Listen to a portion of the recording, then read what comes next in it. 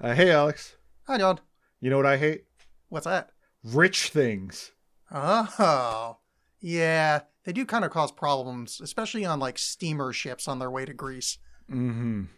You know what we could do in response to that is discuss the film Poor Things. We could.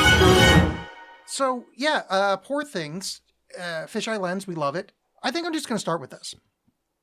I truly believe that the day after this movie came out, showed at the Venice Film Festival, wherever it premiered, Mm-hmm. Wes Anderson and Tim Burton got in a room and just beat the shit out of each other, screaming, "Why the fuck didn't we make this?" Like, I mean, someone's with their bloody and just like, "We could have turned into real art. Instead, we're whimsical bullshit." And then Tim Burton's just punching Wes Anderson's face, and it's like, "At least you didn't make a fucking monkey movie."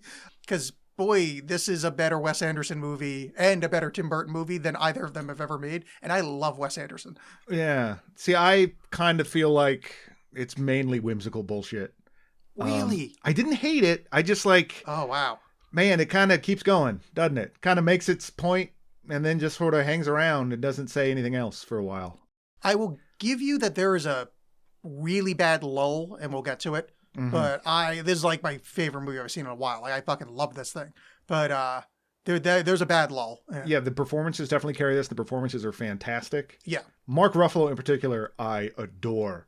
He's so fucking good. But it's like he's so over the top that it's like the artifice of all this works with him being so over the top. But some of the more like heartfelt moments feel a little strange. I'm just not a big Yorgos guy. I think is what it's coming down to. I've two out of three movies I've seen of his I've not been that stoked on. What are the other two you've seen? The Favorite, which I enjoyed, and then Killing of a Sacred Deer, which I fucking hate. This I don't hate. This I like. It's not a bad movie. It just left me wanting. I'll say that. So I've only seen most of The Lobster, which I really disliked. But after watching this movie, I think I didn't understand Yorgos Lanthimos. Like, I didn't understand. I misunderstood the tone of that film. That I'm actually curious to go back and watch it with like, oh, I think I get where you're coming from eyes. Like, it's like, I'm not going to keep going back to Wes Anderson, but it reminds me of those people that just don't get that Wes Anderson isn't being serious, like the whimsy's part of it. And, they get mad. Like, I think I did that with Yorgos where we're just like, oh, you're just a pretentious ass. And it's like, oh no, this movie kind of made me understand him. Maybe I should go back. And maybe that movie does suck. I don't know. I think this one is actually like his most heartfelt of what I've seen. I haven't seen The Lobster, but like part of what I didn't like about Killing of the Sacred Deer is that I thought it was almost like bully porn. It was like, look, I made these shitty people, then I made them do shitty things. You're welcome, everybody.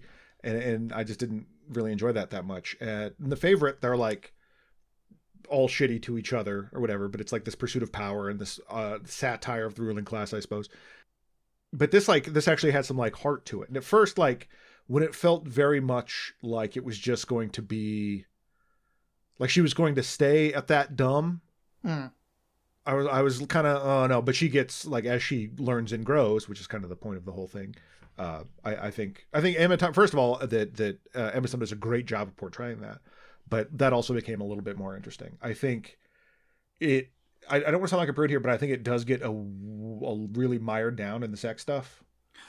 The like, really, Paris stuff went on way too fucking long. Well, and this is an absolutely unfair thing that I'm going to say. But since I'm just going to use his name as a shorthand. He's definitely guilty of this, but the Joss Whedon feminism of like look how she empowered she is. Well, I'm putting her in all these sexual situations to appease me. Like the fact that this is going to be spoiler filled or whatever, but the fact that so much of this rests on her fucking getting fucked, and then it ends in this like polyamorous marriage with another woman. It's like, cool, this was written by a dude. You know what I mean? Like I can't say that a woman wouldn't write it the same way, or the women can't or wouldn't enjoy this or something. I just my hackles go up when this stuff happens. I'm assuming ulterior motives when there might not necessarily be. So that's on me. I don't blame you for that, but in the interviews with Emma Stone and Yorgos, the way they talk about it makes it feel like he's coming from a truly, I don't want to use the term feminist because like I don't feel like I have the right to use that term, but I'm gonna say he's coming from a feminist place. But I do think it gets a little mired down with the Parisian on. Because the whole, like, I was talking to somebody about this that didn't see the movie and, of course, decided to judge it because one of her friends said, basically it's like somebody going into sex work and kind of blaming them. Like, that's not the movie. That's absolutely not what happens. Yeah. In fact, like, it kind of makes a point that the people blaming her are dumb. That is kind of where the movie I was referring to it as is like, it's like the first big chunk of the movie, it's literally just a deconstruction of the male gaze. It's saying, look how wrong you are. Because you and I have said it on the show frequently that we've got a problem with that sexy baby stuff that women are cast as frequently. And this is literally a sexy baby. Like, we meet her as she's flicking her bean, but she's got the mentality of a, X month old or whatever. Yeah. And yeah, I don't know. I thought it was really brilliant. I don't know. I all of it up into the Paris stuff I really liked. And the Paris stuff, I think two things. One, pacing wise, I think it just gets dragged down. So we're just going to leave that there. Like as a structural filmic comment, leaving them there. But also as someone that was raised in the late 20th century, I've got a lot of weird sex guilt stuff. Sure. And seeing someone go into sex work, like there's still some of that stuff like kind of ingrained in me that it's like, oh, this is making me uncomfortable. And it's like, well, is this making me uncomfortable because the movie wants me to be uncomfortable? Is it making me uncomfortable because I got weird Catholic guilt? Is it a combination thereof? But also, this is taking fucking forever. And then when towards the end of Paris, where fucking Duncan comes back and it's like, oh my God, really? Just move to the next goddamn scene. Well, that was my thing when the general showed up.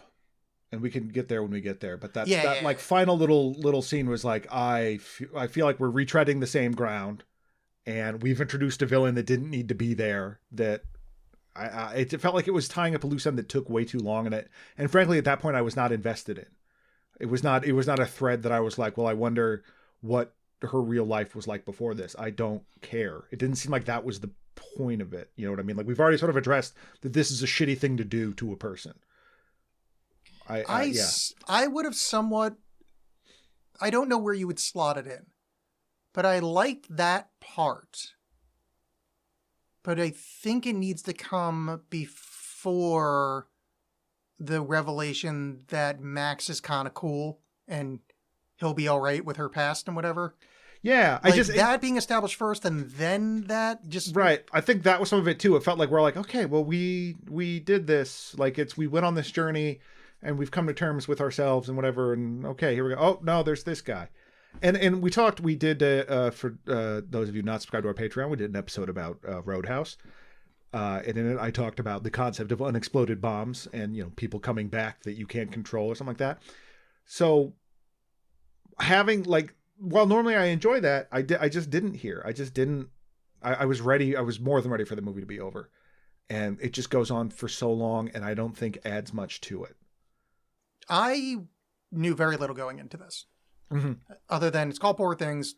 I heard that it's like highly sexual. I heard people are either saying it's incredibly feminist or really, really not feminist. I'm like, ooh, this might be interesting. Like, I like when two people can argue cogently the complete and utter opposite of it. And just let me get in front of it. I think this is pretty feminist film. Like, I think this is literally showing somebody becoming empowered and good. Now you can decide whether or not it's got that weed-y thing to it. I don't agree with that, but I don't know that I could say that's wrong. But anyway, I'm not even saying it's right. I'm just saying it's my own issue with totally. that.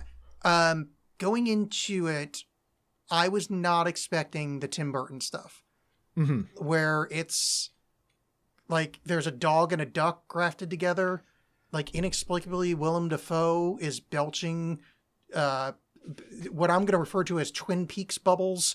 It is so fucking weird, and it's beautiful and odd. And I'm like, I did not think this was going to be. I thought it was going to be Victorian whimsy the whole time, but in the kind of floofy dresses whimsy not Right. like literally body horror whimsy, which are like, oh, this is okay. I'm here for this. Right, a Let's weird do it. steampunk shit. Yeah. Yeah, yeah. And because some of that was just gorgeous, like the way, like the exteriors in where are they? Where are they anyway? London. I think they're supposed to be in London. And I think the book is in Ireland, but or Scotland. It doesn't matter. Those exteriors are fucking gorgeous, and then like especially as like the color starts ramping up across the film, it just gets more and more pretty, which I think kind of helped me stay in the film. Which I think part of the reason the Paris, whatever, we'll get to it. I'm not going to keep harping on the Paris stuff. But while we're talking about frilly dresses, Holly Waddington that did the costume design for this, great stuff. Just really, really fantastic stuff. 100% agree. Except I think there was like one too many of those frilly shoulder dresses. Like they're just kind of like I think, come on, let's I'm not saying put her in slacks or anything, but like there's just I've completely reshaped myself. I've fallen off a boat to become a sex worker. Nah, I still got the exact same frilly ass shoulder You like pads. what you like. I mean, yeah, fair. I mean, does she? I don't know. She's basically a baby. Mm-hmm.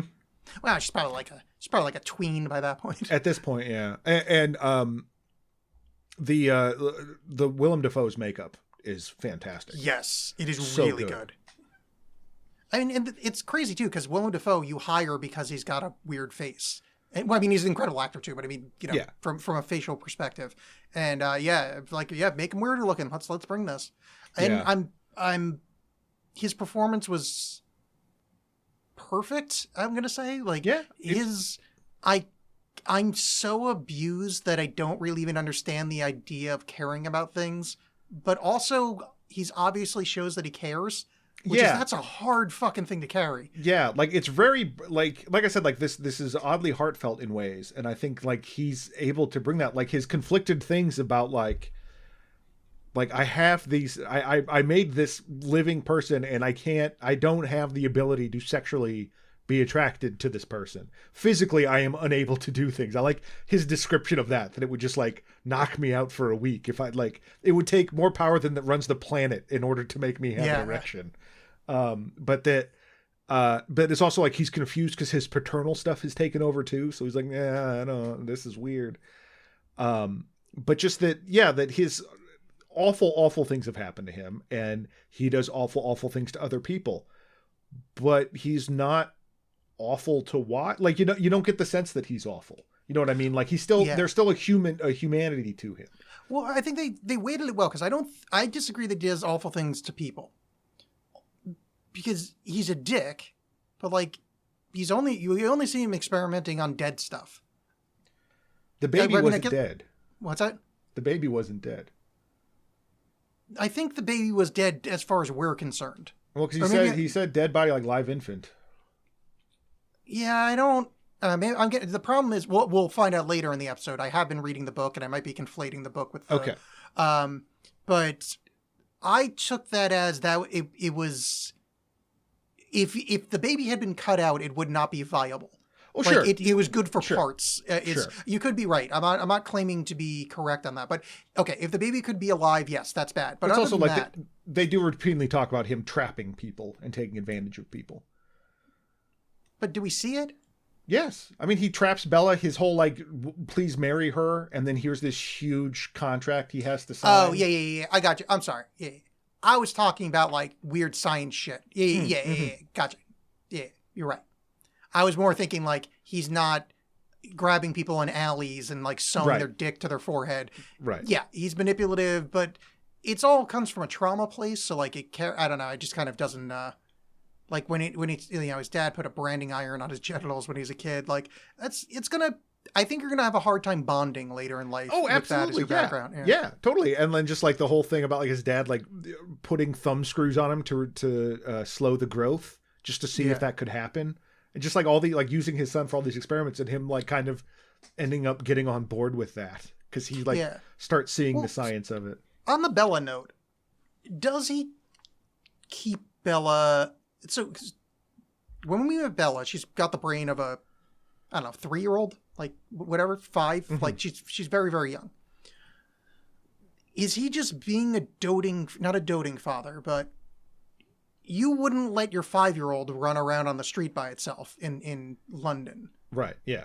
So is he keeping her captive, or is he being a somewhat strict father? He's being because an imagine strict she's father, in the I'd say, body of because, imagine her brain and body matched. right. I don't think his actions are that weird for the time. I mean, there's But I certainly mean, like that. he's telling her she can't go outside because she might inhale poisonous grass seed and die. You know, like it's a little bit. It's a little. No, much. you got a point. Got a point. Fair point. It's not like that. It's so. I think like even if your argument is that even if we take that into consideration that she is a full grown child or whatever, that at no point is that like, well, let me accompany you somewhere, and well, like a super thing. It does seem like, and as he says, he's very interested in controlling the experiment. So he wants to be able to keep it all the same and observable, because if she goes outside, then that could introduce new elements, and who knows. Yeah, I kind of forgot about that part, because once Max gets in there, he gets a little bit more laid back. Not laid back, but like she goes outside, like there's a little bit more of a personhood and being allowed to do things aspect. But I guess just because he's there taking notes for him. Yeah. Which, by the way, that's another good performance in this. I mean, the whole cast is great performances. But that guy, what's his name, Rami Youssef, is really good. Like he's got his tonally. That's again a really tough thing to pull off. Where you have to be scientifically interested enough that you deal with this monster, but also have enough empathy and sympathy to that.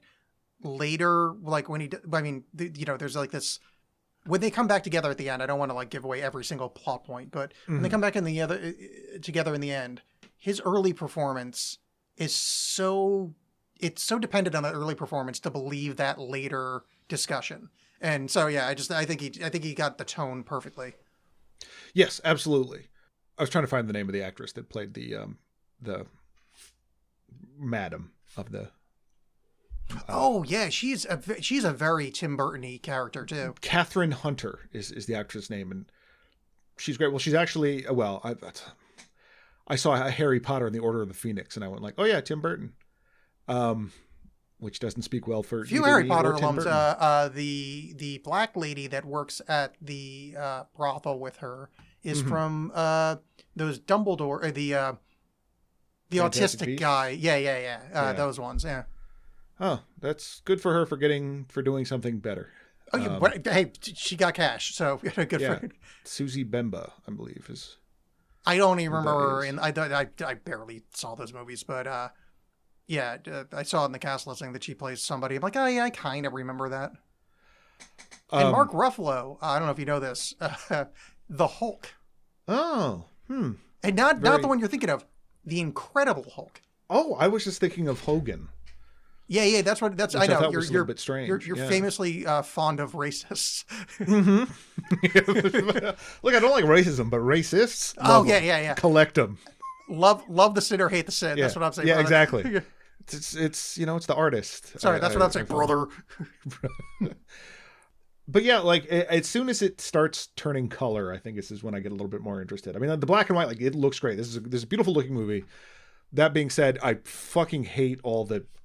It's Yorgos's thing, but it's like all the fisheye lenses and stuff, and you wouldn't be like, well, these distorted views, like his characters are all distorted, and their views. I don't care. I'm tired of it. I just don't like it. I don't agree with you because I haven't seen his other movies, but for this movie, I thought it worked really well. Especially how they tone it down, the more kind of grounded and kind of into her personhood she gets, and also.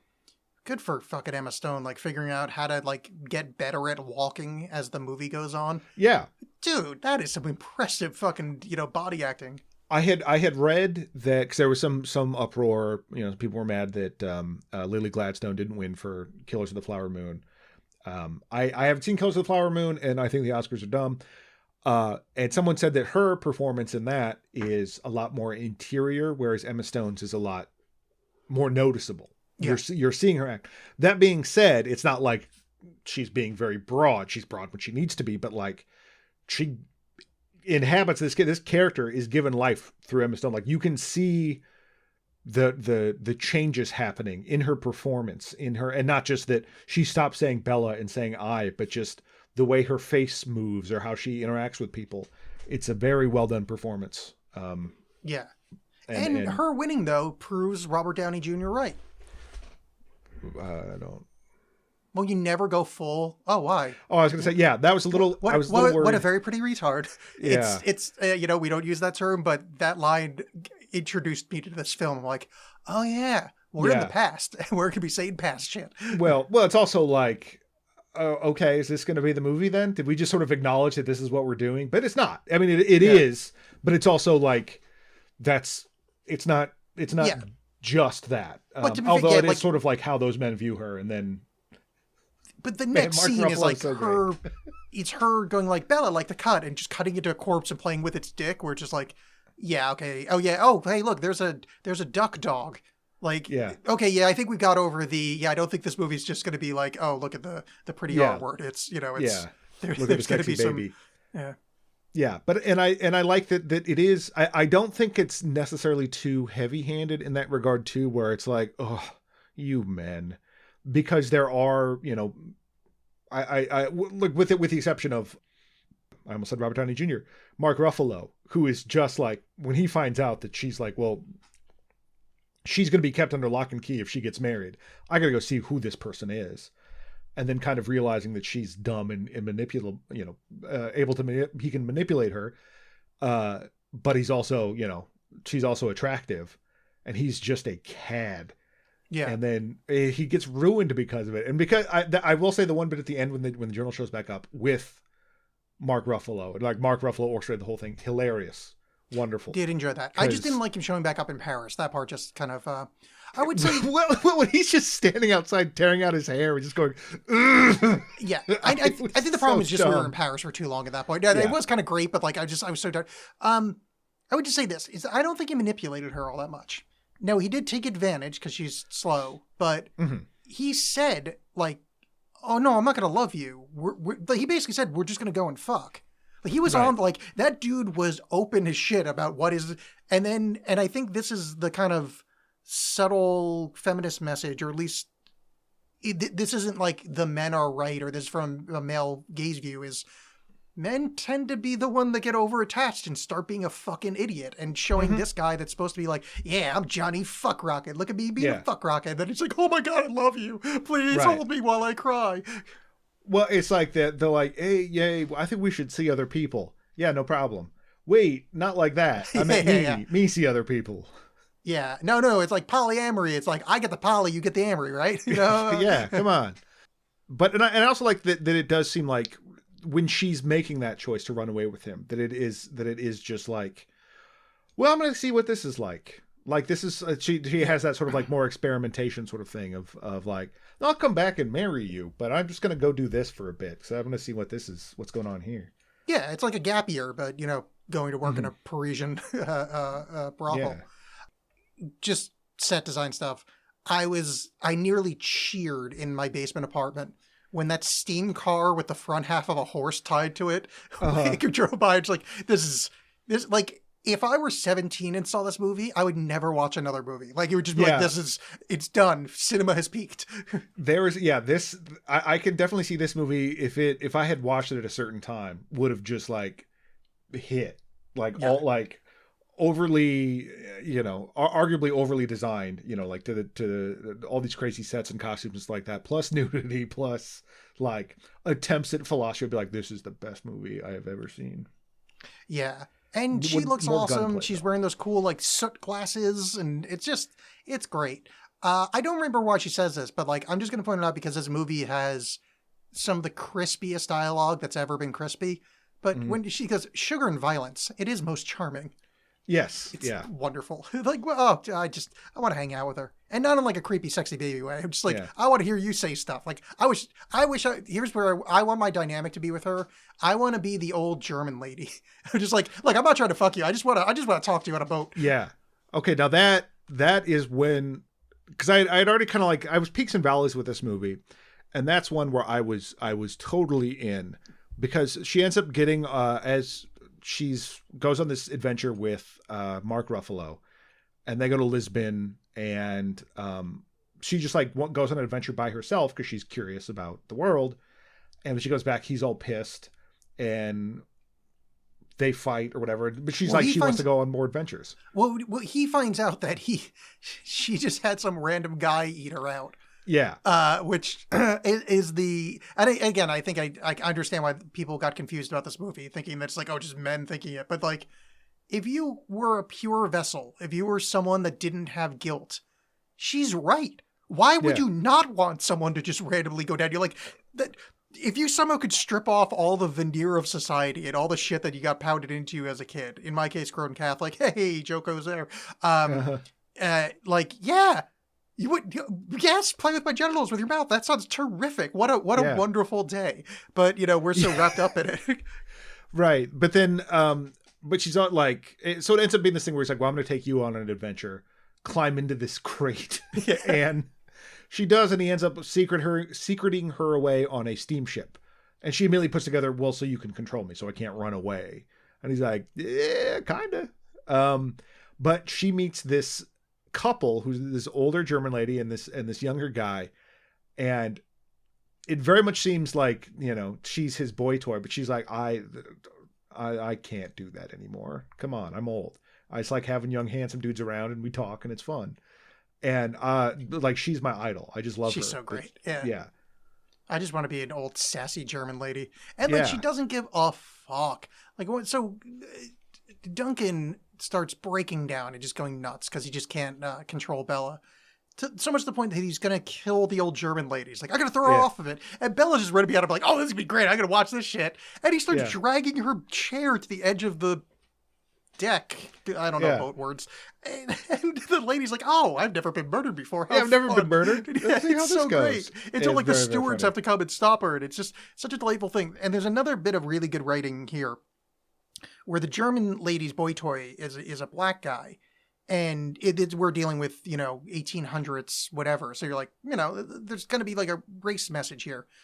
Nope. They just cast a black guy. And it's great. Because at one point he goes, oh, the world's bad. No, the world's bad. I'm going to go out and show you. It's like, oh, God, they're going to do people are going to be racist against them, which would be accurate. But no, he just shows them like favela slums or whatever the hell it's called in that country. It's like, oh, yeah, no, you're just like a guy. Like we didn't have to do a race thing. And that's great.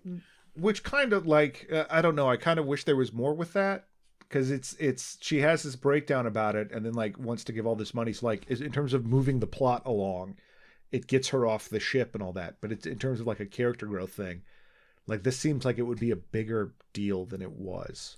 Yeah. You know what I mean? Because I feel like it's like, well, here's this larger picture of the world and like the humanity of man to man and all this stuff. And then it goes back to like banging. And I just felt like it got big and then it got really small again. And that... I wish it would have either just stayed small or done more with that bigness. Yeah, on the ship, very clever. We also, it was Alex level of making a point. Mm-hmm. I can't think of anything more insulting.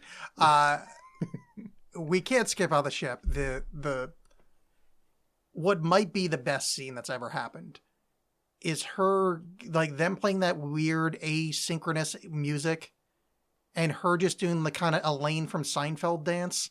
And him just going, oh, I'm there for this. And just doing the same complete ridiculous moves where I can't tell if he's trying to save face. Like, oh, this is like that Heath Ledger movie where it's like, oh, this is a dance for my country. And I'll show you this. But, or that he's just like, fuck yeah, this fucking smoke show wants to do like weird dances. Let's do weird dances. Yeah. It kind of, I mean, the whole soundtrack is pretty discordant overall. Yeah, which discordant is the word I was trying to come up with. Couldn't get there. I vacillate in my enjoyment of that. There are some bits I like, some bits I really didn't like. Words there, smarty face. Okay, sometimes big, sometimes small. Thank you.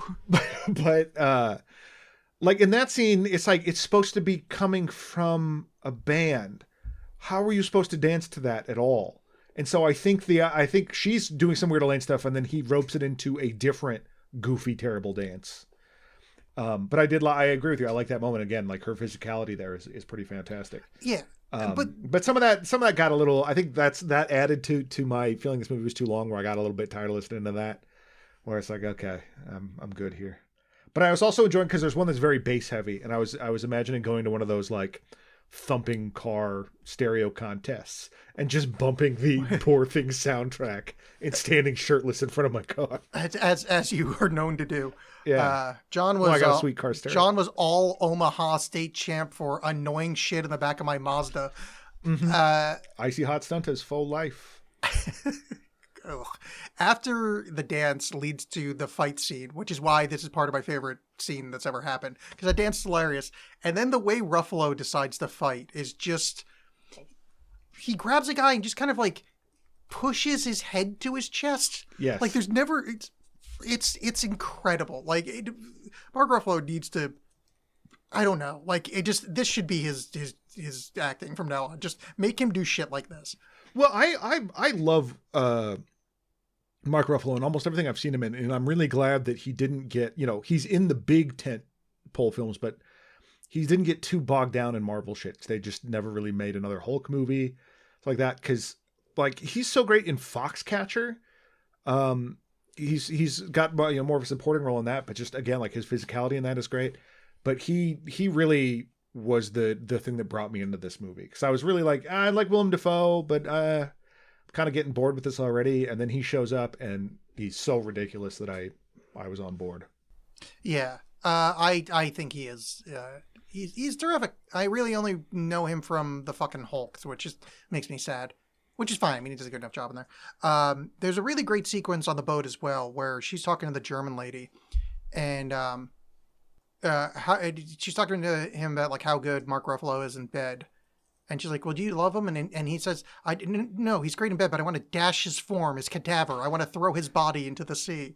And it's so great. I love her thesaurus way of speaking, but that leads directly to his proposal of marriage, and then saying, "I'm going to kill you," and she's like, "So you wish to marry me or kill me? Is that the proposal?" And that is so like, I don't mean to keep beating this over the head, but if you're not taking away how bad this movie is dunking on men, you're not paying attention. Because that is the most, men are ridiculous beings. And that's exactly it. Marry me or I'm gonna murder you. And it is just, it's right there. And yeah, some of the takes for this movie, I've just found baffling. There's just a certain... Yeah, but I do think there's an argument to be, I wonder if there's an argument to be made though, where it's like, these things happen, and not necessarily that I want a movie that's just all like, yes, girl power, you tell them. But like when so much of the sex scenes is just her being posed and used as like this porcelain doll kind of thing, at a certain point, is that undermining your message with that? You know what I mean? Like it's like, yes, men are treating her like shit, or, just using her as an object or whatever.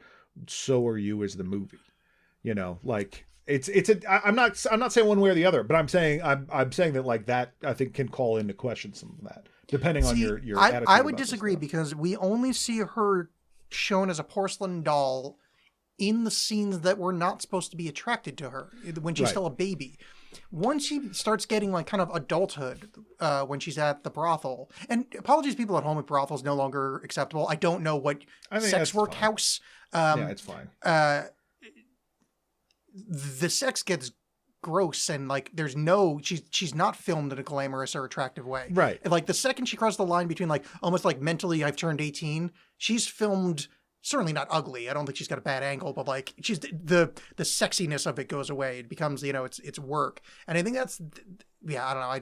Right. But when I guess I just feel really. like if you just spend so much time making that point, like you're still just filming this person as a sex object, and these dudes using her as such. Like at a certain point, it is like, aren't you just as guilty? Yeah, I mean, I see what you're saying, but I would say that in the beginning, not to belabor the point, but the early part of the movie, she is filmed as sexy as the sexy baby way, but then she becomes a sex object, and it gets the grossness. So it's like I just recently reread Lolita, and the whole point of Lolita is that the narrator is eloquent to a fault, that you have to force yourself to go, oh yeah, fuck, this is a pederast. Right, yeah. Because everything is like this like love affair, and it's like written so beautifully, but then you're like, oh my God, no, you're a fucking child. Get back in your... And that's like the first half of this movie is almost that Lolita thing where it's just like, this beautiful posed on a couch, reclining nude woman in black. But then you're like, no, that's baby brain. And you have to, and then when it gets to she's an adult, it's not filmed in a beautiful way. So it's like, anyway, that's where I'm coming from. Also, not my area of expertise in many, many ways. I'm a male. I don't have sex. There's it's, if you could pick things that I probably shouldn't be talking about, it would be movies. The second thing is the show Adventure Time. There could be a yellow flag that gets thrown down and she gets a 10-yard penalty. I wouldn't know if that was wrong. Yeah. I think it's like a 3-yard penalty. I don't know. I only know Aussie rules. Wait a minute. Are you telling me a guy hosting a podcast isn't knee deep in poon? I mean, Plo Koon. Okay. Yes. Sorry, I misspoke. Yeah. It's all I know. It's Star Wars. Yeah, no, I know who Plo Koon is. Yeah, I was explaining to the audience. You could have gotten away with it. You could have gotten away with not admitting to knowing that. I'm not going to deny who I am. So we cut back to back home in London a couple times, and we see Max and the doctor, and the doctor is struggling. He just starts like drinking port for breakfast, which I'm a big fan of, and they just decide, oh, I guess we make a new one. It is so, yeah, I'm about laughing at it, but the other thing, sorry, I'm all over the place, because another thing I want to make sure we get across is this movie is very funny.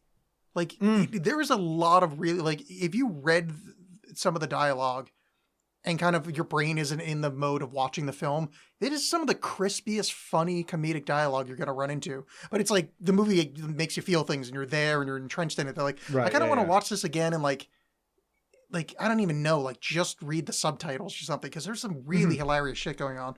Yeah, the fact that they're kind of torn up about Bella leaving, but like, also being like, well, I made this person, they're out in the world. But I miss her more than I thought I would. Let's make another one. And again, I think smart bit of casting here, for me anyway, with it being Margaret Qualley, who, and I don't know if this comes from just the role she plays in Once Upon a Time in Hollywood, which is where I first saw her, is that like there's always something I find very uncanny and off about her in a way I can't put my finger on. Like something that just like I find unsettling. And Is she the one that tried to blow Brad Pitt and Brad Pitt's like, no, you're too young? Yeah. Okay. And then she's like, she's a Charlie Manson girl, something like that. Yeah. And like, there's nothing, her performance here is fine. She's fine in Nice Guys. But it's just like, I think having that, like, just something about her, like giant eyes or something, it very fits this kind of playing the second one of these experiments. No, it's good casting, and the introducing her getting hit in the face with a ball is just comedically fun. One more thing, Nepo baby. She's Andy McDowell's kid. Oh, okay. Well, now from Multiplicity. There is a great thing about the kind of the changing mode of relationship. You're going to what I was talking about, how like she reaches her adulthood in Paris and becomes kind of filmed not as sensually. When she's talking to Duncan and he says, "You're losing your adorable way of speaking." Like literally he's becoming less attracted to her because she's becoming a person. Because she's reading a book. And her quick response is, "I am a changeable feast."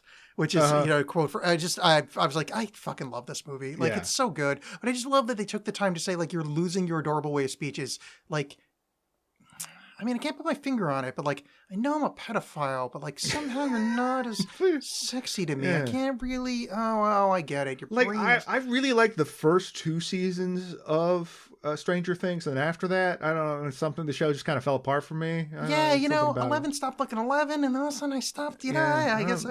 Maybe it was the writing. But, yeah, no, I think that's very funny, and I also like how the movie doesn't, like, make a big show of it. Like, because she spends a lot of time referring to herself as Bella, like, Bella, go outside. And then when she starts saying I, she just does. Like, it's not a big revelation of like, I figured it out. Doo-doo. It's just, she just does. That's just part of that's the way growth works. Yeah. And I think the problem, so we're here in the movie where she arrives in Paris. And, so she sees starving babies. And she gives away all of Duncan's money, which causes them to get kicked off the ship. She ends up in Paris and starts becoming a sex worker for money. Notes... By design, like, it's not anything she's tricked into. Like, she sees a brothel and it starts talking to the brothel owner. And she's like, wait a minute, I can get paid to do this? Yeah, What? and it's actually like, again, it's like there is a kind of liberation there where, oh, it's something I enjoy, or at least up to this point, it's something I've enjoyed. I get money for it. I need money. Like, in an equitable society, this should be a totally fine, no stigma attached. And we don't live in an equitable society, and we see her kind of, lose interest in it, yada, yada. It just went on for too long. The entire socialist subplot, I feel like maybe got cut because it doesn't really make sense. I mean, again, it's a continuation of the kind of philosophical talk that they were having on the ship, but it doesn't really work. And I think they had to keep some of it just so they show the love affair with other lady who obviously carried so much weight in the film that I remember her name, French lady that she sleeps with. But yeah, those scenes just went. I just thought that whole section went on too long, and like I took so many fucking notes for this movie, and the Paris stuff, which is probably the longest section of the film, I have like 4 lines. It's just like and they went to Paris. I think that's sort of what I'm getting at, where it's getting just too mired down in the sex stuff. So there was just so much of it there, where it's like I get it, like your point's been made, like though, yes, the point was made, but I did enjoy some of it. Mostly, I liked the madam, like that one where she just really likes her ear, so she just bites her ear to the point that it starts bleeding. Because when she said, "What lovely lobes," I thought, oh, what an odd euphemism for breasts. But no, she literally meant her earlobes and then bites them to the point of. And then every time she goes into a hug, Bella freaks out and covers up her ears, and but she's done in like this loving, like laughing way, and it's interesting. But yeah, it just goes on for too long. It doesn't say anything, and I mean, it's not like it doesn't say anything. It just, I feel like it's what it's saying isn't worth the amount of time that it's spent. Yeah, and it just really kind of same thing. We're like, go ahead, sorry. Oh no, I was just gonna say, like, it really, it takes the foot off the gas, because also it's right after you lose Mark Ruffalo, who is such an energetic, powerful part of the driving force of the film. So you get rid of him, and then also bogged down in this, I'm learning my lesson, and it's not. These scenes aren't bad. It's just for the film. I just maybe, I don't know if that's a 15-minute segment. You got to cut like 4 minutes of that. Well, that sort of goes to what I'm saying too about the widening the scope and then tightening it back up again, in that, like, so she's just learned about the inequity, the deep inequity that is happening, the death and all that. And the way it's presented to her is him saying, well, if we were in switched positions, we do the same thing. Then when she's in Paris, like, yeah, there's this, like, he's already told this, the guy on the boat has already told her, like, nothing's worth anything, or don't believe in anything. And she's like, I don't think that's true. And then when she gets to Paris, like, she's like, okay, maybe there's this socialist thing happening. Like you said, there doesn't do a whole lot with that. But then she like learns about the give and take of capitalism, where it's when she's talking to the madam, and the madam's like, see my grandchild here? If you're not working, I can't feed this grandchild. And so like, it's hurting. And so she's introduced to all these like weird things, and then in the movie just I'm sorry, these bigger ideas, the movie just is like, so she did, and so she's learning, and so now we're gonna just take this down to this relationship level. Granted, I'm not interested in this movie just being a sex farce, but at the same time, I wanted more, and it felt like with the Paris stuff, it's like, no, we're just gonna stay in the sex farce area. The one part of the kind of overly done sex stuff, like the smelly guy I can do without. The guy that you have to say like regards to, there's a bunch of stuff, but like the part where she like she tells the guy a joke and makes him tell a story from when he was a kid. I thought that was really charming. And like, I'm like, I like that. Not to say that I need more of that, but like that was a refresher. So like maybe just like do 1 or 2 gross scenes, not gross is the wrong term, but like, I don't know, maybe do like a quick montage. Like it just stayed there for too long. I did have a quote here that I really liked. Because it goes to like her growth towards the end, is when she breaks up with Duncan. She says, I'm a flawed experimenting person, and I will need a husband with a more forgiving disposition, which is just goes to that, guys really are controlling asses, but they didn't hang a hat on it. She's saying, my needs aren't matching what you're bringing, but like, really in the end, it's just like, dude, calm the fuck down. Like, I mean, she's also basically just saying, if you don't love me at my worst, you don't deserve me at my best. No, I think she was saying, like, I paid for these baguettes. If you don't love me At my worst. No, because I hate Then people who you can say that, and don't I like deserve her. me at my best. Yeah. I'm a messy bitch that loves drama. Yeah, at the end of the movie where she got the live, laugh, love tattoo, I thought that was going a little, She a little joined far. the Yeah. Real Housewives of Lisbon. Yeah. Where yeah, and they're like, at the end, she's like, I'm a Swiftie, and puts on a t-shirt. Like, all right, I get where you're coming from. This is a little weird. Yeah, I don't know. I didn't think the movie was too preachy in that regard of like, it wasn't like all men are terrible and women can do no wrong. It was, I think Bella herself is very fallible, and the movie doesn't shy away from that. Yeah, of course. But like, she's supposed to be wrong. I think I think I'm just kind of arguing with some of the takes I saw on the internet, which is a stupid thing to do. It just really annoyed me that, I don't know. It just, like, when it was written as like, this whole movie is like almost sexual exploitation, which there was a lot of takes there, which is like, it's not, they're using that as a tool. It's like, to me, it's like, did somebody watch Schindler's List and be like, I don't know, there's a lot of Nazis in that. Yeah. Like, it's just like, it's like the Jiminy Glick thing where it's like, you're always knocking the Nazis. What do you have against the Nazis? Yeah, and then Ruffalo comes back screaming, which is the scene's funny, but I was so tired of Paris, so like, please get back. And I did like, so yeah, they get back to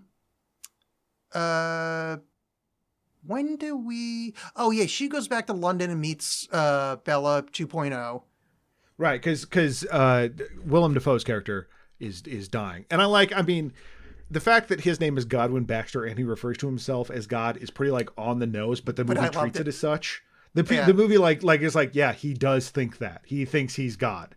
And also the kind of miscommunications when she refers to God and they're not really sure if they and then but also gods are dead, but also he technically did create her, so he's sort of like I think it is well done, almost in that like Frankenstein's monster doesn't have a name kind of way of just like, well, he kind of is God, but he's also God, but he's Godwin. So it doesn't. Well, it's just like it doesn't think it's getting away with something there. It doesn't think it's being necessarily like super clever there. It's but yeah. So he's dying, and she catches wind of it and goes back, and I do like their meetings because these two like emotionally detached, disturbed people, sort of meeting each other on their level. Yeah. And I did like her kind of explaining like, look, I'm mad at you, I'm hurt, but also I'm really happy to see you again, and I'm sad you're dying. Like, and like, they say, show don't tell, but like, she's telling but also showing, and with that character it really works because there's multiple layers going on simultaneously. Like, what she's saying matches the performance but also doesn't for purposeful reasons. I'm really impressed with her as an actress in this one. She's fantastic. Like, anything she's in, I've really enjoyed her performance. There's not anything that I'm like, well, it's like La La Land. Like, La La Land is not a great movie, but she's so great in it. I remember loving La La Land, but I'm not going to listen back to the episode to remind myself. Audience at home, if you want to listen to our La La Land episode, please write to me and tell me if I liked it, but I seem to remember loving it.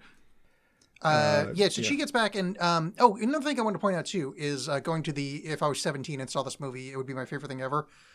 Those interstitial title cards when they're moving between things are some of the prettiest stuff I've ever seen in my fucking life. They look really cool. Gorgeous. Yeah. Which comes up for like, I got initially extremely annoyed by the opening titles. The way they're all like around the screen, like they're a frame, just repeated. Yeah. It's just like, what are we doing here? Just be, I don't know. It just felt like needlessly, I don't know, pretentious or showy or something. Where it's just like, this just feels very like precious. A novel by Sapphire. Yep. Based on the novel Push by Sapphire. Yeah, that's I couldn't remember the name of the novel. I'm like, whatever. The joke's gonna work anyway. So interstitial cards are great. She goes back and finally the doctor explains that, well, technically you are the baby, and lays it on the table, which is kind of great, and just all that stuff. But I do love her and Max just having a walk together and talking, and she's like, well, you don't mind that I was a whore, right? And you're like, I mean, I'm honestly kind of jealous of those men, and like him being like cool for that time, and her being like, yeah, you know what? Yeah, let's get married. Let's do this shit. There was just, I like the kind of, because also she's very much her father's daughter. Right. that Yeah. It's kind very of- analytical. Yeah, but she's got the emotion, but there's this works. Okay, this is the list of things I need, and yeah, you work. Yeah. Yeah. And Well, also, she he even seems says like, really I nice. enjoy our practical love, Yeah. but it's, Oh yeah, that was great. I like that. yeah. But then, they decide they're going to get married, cause they were initially supposed to get married when she was a half-wit, but, now he feels more comfortable in it, and she's more on board. Oh wait, sorry. Let me then- just stop you there, right? Just because this is an important point that I'm glad you pointed that out. I should have written it down. As you said that, I'm like, oh, that was one of those things I said I'll remember it. Of course I didn't. Is him kind of apologizing, where he's like, yeah, I wanted to marry you before, but like I was kind of caught up in the moment. I was in your dad's somewhat of like a, you kind of go with it and you're there, and like I'm kind of sorry. And he's like, no, I'm still in trance, but like now I kind of like you because you're a person, not because of I thought that was a really nuanced way of because he's not taking himself off the hook, but like also he's kind it's I think I'm so used to movies that don't have nuance. it's so nice. Speaking of which, John and I just talked about Roadhouse earlier. But yeah, so and then when she gets back, and this is where the general shows up. The general is the body is a of Bella CGI Baxter. character, and Right, he's he's selling selling you you insurance. Him and Shaq show up, but he shows up because he's the husband of the woman that killed herself at the beginning of the movie that was used for this experiment. And we've started been established that she knows that she was someone else before, and that so it just felt like that was all buttoned up. And then to have him show up, it's like, okay, but then he just shows up and he's a giant piece of shit, and apparently she was too. Wait. And, we just. Oh, but she's not now, and that's fine. It just was such this unnecessary belaboring of it. I'm not arguing that, but I think it was worth it just to have Mark Ruffalo walk in and have him interrupt the wedding with the general. Yeah, I mean, oh, you mean the actual insurance salesman guy? Yeah, it's so great. And also, she goes back to her old house and she's dressed up like, I don't know if John, if you're going to understand this reference, but she's dressed like Fire Lord Ozai from Avatar: The Last Airbender. Yeah, obviously I'm going to get that. I don't know if you've seen that. I don't know. I every now and again if you watch you're something into that kind quality. of stuff, listen to the Idle Ride podcast. I think they're doing that live action show currently. Our friend Marcy. Oh, is she our Green friend? Shirt. She's our friend. Is she our friend?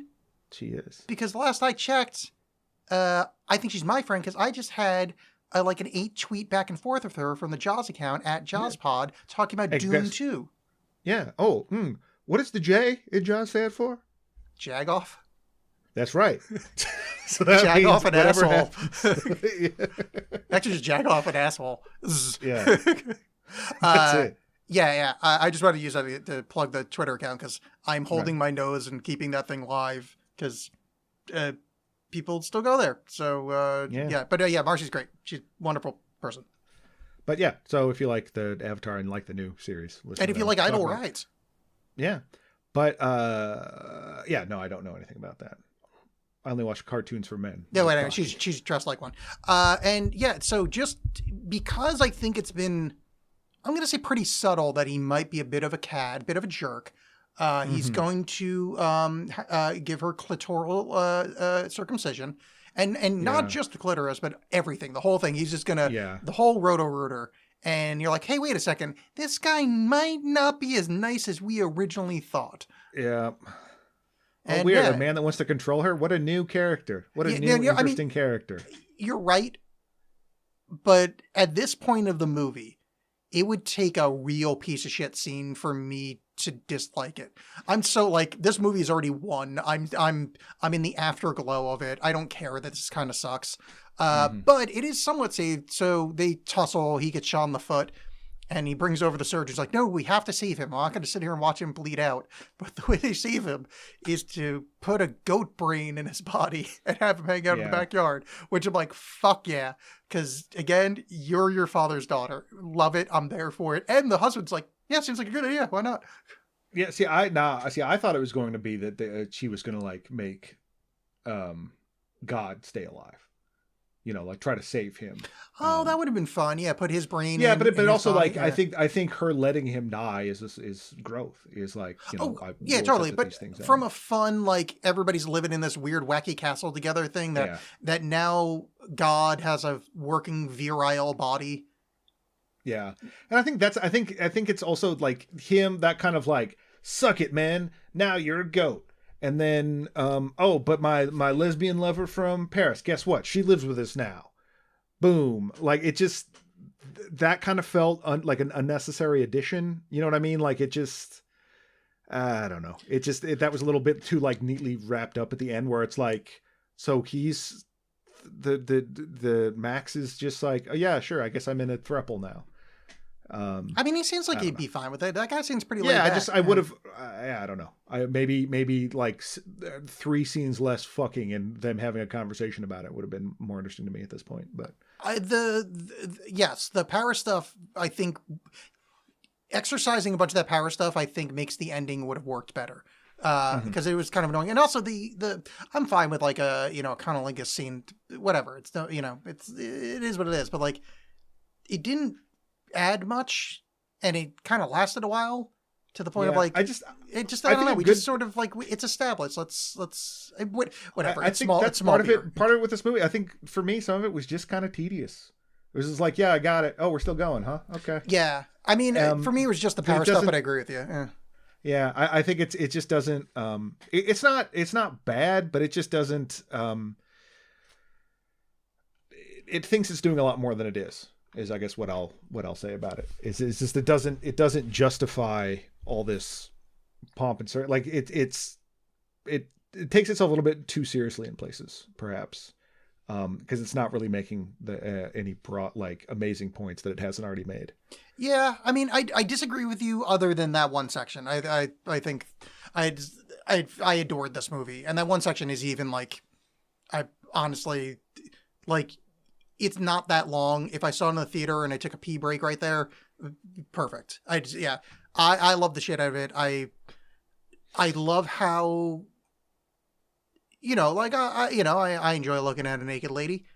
But I love how unsexual I felt watching this. That it, like, to me, it read as, this is not a person to be sexual. Like, this is got a baby brain, and that's a hard thing to pull off because she's an incredibly attractive human being, and like, it's not like they actually took Emma Stone's brain out. Like, that's a so right. Yeah. I couldn't recommend it more. I've really enjoyed the shit out of this. I'm looking forward to watching it again. Admittedly, I probably will fast forward some of that power stuff just because it didn't really work for me. But the rest of the film, there's stuff like that. The whole beginning sequence, I'm really looking forward to watching you over again. Yeah, I mean, like I said, I think the performances were great. If they didn't have such talented people in those roles, this thing would have just been a nightmare. They did a lot of having, like, I can't even imagine this movie with, like, even like, so Emma Stone put in like an A+ like effort. I can't even imagine like a B+. And this movie would suck, even though like B+ totally good. Like, that's a great performance. But oh my God, with that, this movie would just fall to fucking pieces unless it was like, so goddamn spot on. The same as Ruffalo. I think if that were Alexander Skarsgård, this movie would fucking suck. Like, imagine, like, remember in Melancholia, he was playing like, I'm kind of goofy, but also handsome. I'm pretty good at fucking. Yeah. If imagine somebody bringing that energy to the Mark Ruffalo role. Oh boy, that would be shit on toast. Yeah. Ugh. I don't even want to think about it. So speaking of shit on toast, John, is there anything you would like to recommend to the audience? Do I? Yes. Unfortunately, we just lost actor M. Emmett Walsh, one of the great character actors. Look behind the couch. Lived a long and happy life. What's that? You look behind the couch? Yep. He was still dead. Yeah. But so I rewatched Blood Simple, and he is so great in that movie. And that movie is so great. It does. I am frequently very irritated by, movies that are like, if you just took 5 seconds and explained something, this would all be, just what a misunderstanding. But this movie handles that very, very well.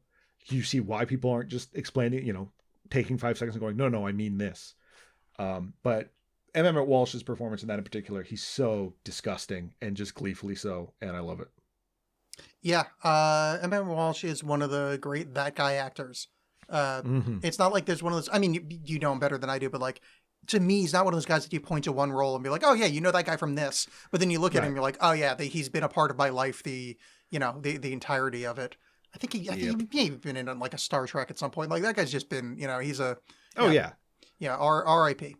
My recommendation, and it's somewhat cheating, only because I'm in a full neurospicy loop of only rewatching shit I've seen a million times because my brain doesn't want to do new things. So I will recommend the audiobook for Poor Things, which I've been listening to because this movie was fucking terrific. And the book is good so far, but I'm like really, really early days. So it's done a little bit more in the... Oh, we didn't talk about it in the discussion, but I'll talk about it because of the book.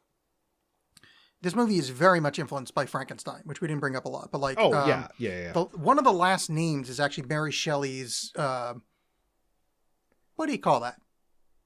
Maiden name. Maiden name I was like pre-marriage name. Is I think Godwin's last name is Mary Shelley's name. But the book is done as like epistles. So it's that means letters to you fucking dorks out there that don't know cool Bible language. Yep. But like they find a box of like letters and descriptives of what happened back in the 18 whatevers, which is it's very much actually that's a little bit more Dracula-y, but that's the same era. But anyway, it's good so far. It might turn to shit. I don't fucking know. This movie's great. I'm gonna watch it again. Maybe read the book. I don't know. All right. I feel like you're blaming me. I feel I'm judged right no, now. I don't know what you want me to do with that. Good. Hey, I am happy for you. Hey, are you somebody that played Teal'c on Stargate SG-1? Because I'm feeling Christopher judged right now. No, I enjoy the book. Have a good old time reading. You fucking nerd. Hey, is Mills laying around? Because I'm feeling judged. Oh, that wasn't this episode. Listen to our Patreon. You'll understand why I just brought up Judge Mills Lane. Yeah. You'll see why that was funny. Yeah, patreon.com/AlexBollen. ALEXXBOLLEN. You should sign up. Give John and us money to listen to hilarious things that we say. And I would also like to plug, Alex just appeared on an episode of This May Hurt a Bit. Yes, so, I did. Listen to that episode. We talked about Basket Case 2. It was a lot of fun. It was. There is a wonderful exchange from one of the few people that listen to this show on the Facebook post that said Alex had a lovely appearance on Ow, My Knee Hurts. Yep. To which I responded, I can't believe they cut out all that time they talked about how their MCLs are aching. Yeah, it was very cool watching you sabotage any future chance of coming back on the show. I feel like I charmed the shit out of both of you and James. I feel like this reminded you of why you joined up with me in the first place, aka guilt. And and yeah, you should listen to Heard a Bit on Patreon, not Patreon, on various things. So John, I don't know if you know this, but I am become Shiva the Destroyer. Oh yeah, when did that happen? If I knew more about history, I'm going to say at least before the 40s. Mm-hmm. Because those are the words of John Jacob Jingleheimer in Oppenheimer when he saw the first atomic bomb explode in firm grasp of history. Arizona. Yep. New Mexico? No, it's New Mexico. It's White Sands, New Mexico. Mm-hmm. I think. Yeah, I believe you're correct. So we are going to watch the Christopher Nolan movie starring and of course so John, did you?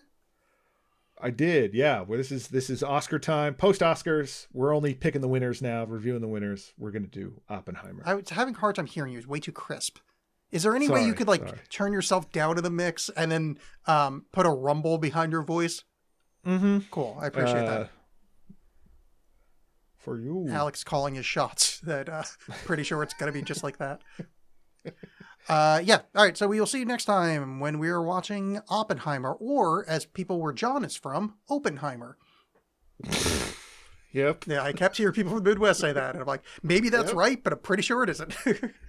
All right. See you next time. Right. Bye. Goodbye.